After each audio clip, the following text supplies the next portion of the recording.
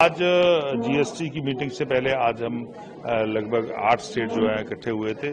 उसमें हमने यही फैसला किया है कि कॉमन मैन को इसका बेनिफिट होना चाहिए, रेट रिडक्शन होनी चाहिए, पर लेकिन स्टेटों का जो रेवेन्यू है वो प्रोटेक्ट होना चाहिए। जो स्टेटों की जो उनका नुकसान हो रहा है, लॉस हो रहा है, उसकी भरपाई कैसे हो, इस पे भी चर्चा होनी चाहिए। क्योंकि पहले 5 साल तो कंपनसेशन सेस लागू रहा, उसके बाद कंपनसेशन बंद हो गया।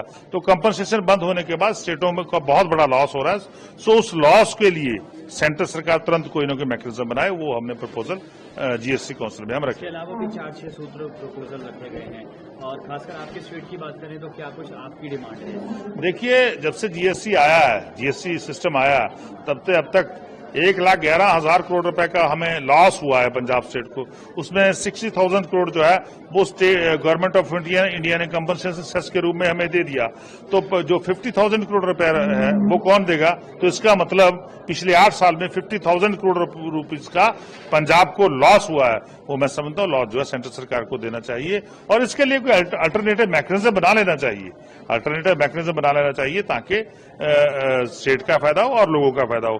क्योंकि जितने भी हम रेट रिडक्शन कर रहे हैं उसका फायदा कॉमन मैन तक पहुंच रहा है या नहीं पहुंच रहा है, ये भी बहुत बड़ी बात है। क्योंकि महंगाई तो लगातार बढ़ रही है, देश में महंगाई की मार हो रही है। और दूसरी तरफ बड़ी बड़ी जो कंपनियां हैं, जब पिछले 15 साल का एनालिसिस कर लीजिए, 10 साल का एनालिसिस कर लीजिए, बहुत सारी कंपनियों का प्रॉफिट जो है, उनकी बैलेंस शीट जो है वो बढ़ गई है, पर लेकिन आम आदमी की जो बैलेंस शीट है वो कर्जे के नीचे आ गई है, उसका जीना हराम हो गया है।